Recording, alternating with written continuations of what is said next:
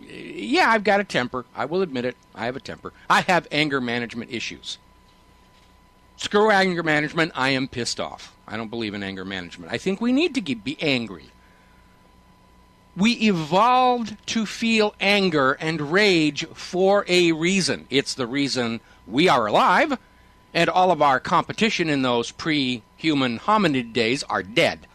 So we should embrace that which allowed us to be here today. Now, I want to talk a little bit about this story that's sort of being fanned up. It started with over at Infowars.com about this document that was leaked about Kellogg Brown Root and how they're starting to hire and staff up for all these FEMA concentration camps. And all these training manuals are leaked onto the line, and all these ads are suddenly appearing at military websites about we're hiring civilian detention contractors and all this other stuff that's going on there, all the rest of it. And everybody's saying, oh, well, hard on the heel of that indefinite detention bill, they're getting ready to lock Americans up. Well, maybe.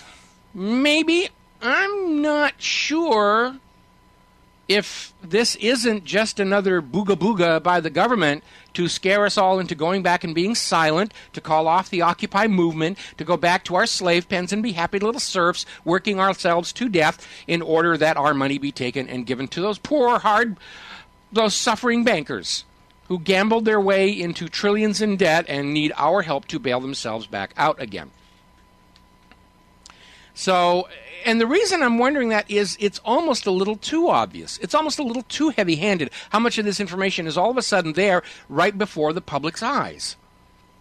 I mean, if the government were really going to suspend the Constitution and start rounding up people, do you think they would allow the public to know about it in advance? The government has their own internet. It's called the MillNet. After the ARPANET escaped into the public and became the Internet, the government backed off and built another parallel one called the MillNet. And that's where this kind of stuff normally goes. They have secure lines of communication. They don't need to use the open public Internet any more than real, genuine terrorists would, if there were any.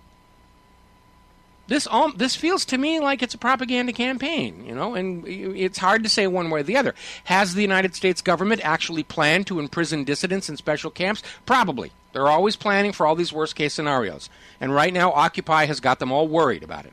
And they understand the banking system's getting ready to fail, and we, the people, are going to be furious that our economy and our nation was destroyed by the Congress and White House of 1913 that sold us into the slavery of a banking system which, by design, had to fail sooner or later. Okay? Now, can the government really lock up a couple of 100 million Americans in concentration camps? I don't know. There's a lot of people there. Depends on how many dissidents there are. Would they lock up a few people to make an example of and hope that that would scare the rest of America? Yeah, they'd probably do that. Would it work? I'm not so sure. Because my reaction when I read all of this stuff was I felt myself getting angrier and angrier and angrier.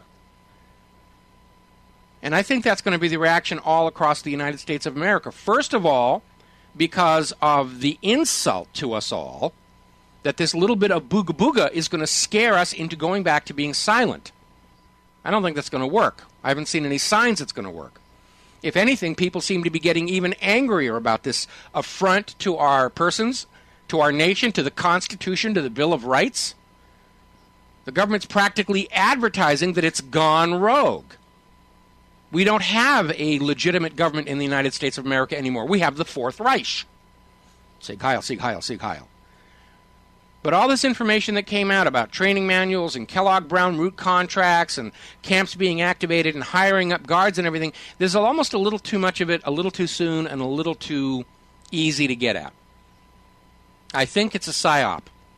I think they're trying to booga-booga you all to being obedient, silent slaves again, and I don't think it's going to work.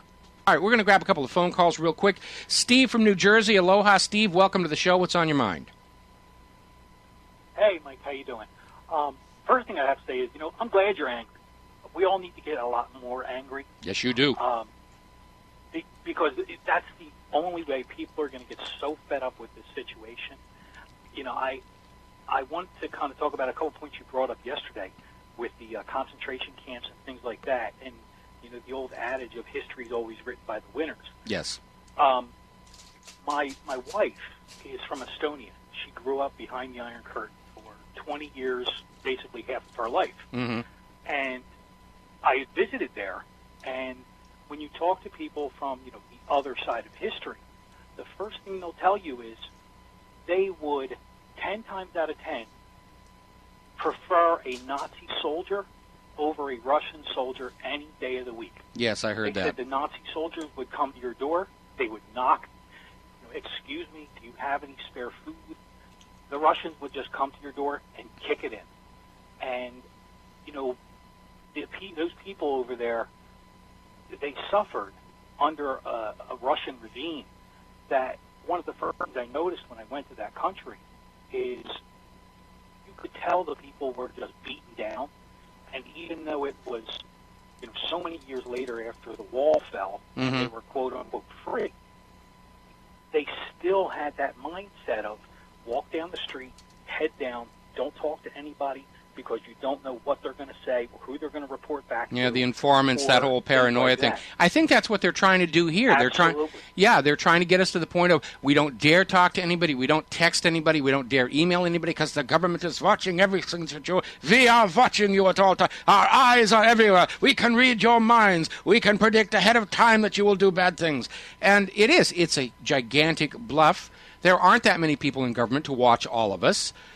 We already know from all their facial recognition technology that all these very expensive computer systems they have to keep an eye on us are false positiving all over the place. It's a reign of terror. We're trying not to move because we're not doing anything wrong. We're just afraid the computers will make a mistake and say, oh, take that one away and have him waterboarded. Yep, and the best way to counteract that is, like we first said, be angry, get even angrier, be one of those people that on Black Friday went out and bought one of those 130,000 firearms. Yes. And just be ready to not take it anymore. Yeah.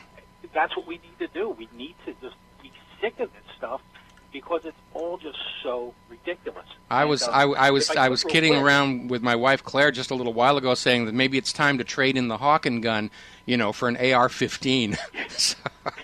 There you go. I'd like to mention two documentaries that people would probably find very interesting as well as inspirational.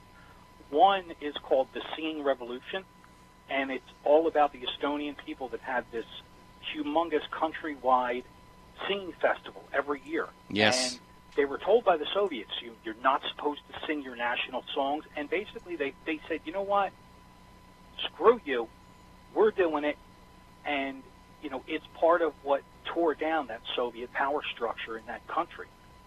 And the second one's very interesting. Is called Disco and Atomic War, and it's basically how people behind the Iron Curtain were picking up television signals from across the Baltic. Yes. And this, you know, very interesting interplay. But most interesting, what you find out is at the end, is that the Soviets could have stopped those signals coming from the U.S. Antennas at any time. They allowed the signals to come through because they wanted to see how it would affect society behind the Iron Curtain. So, you know, again, it's just interplay between politicians and governments. It's all a carefully staged illusion. We got to take a break for commercials. Exactly. We got to take a break. Thanks an awful lot, Steve. We got to take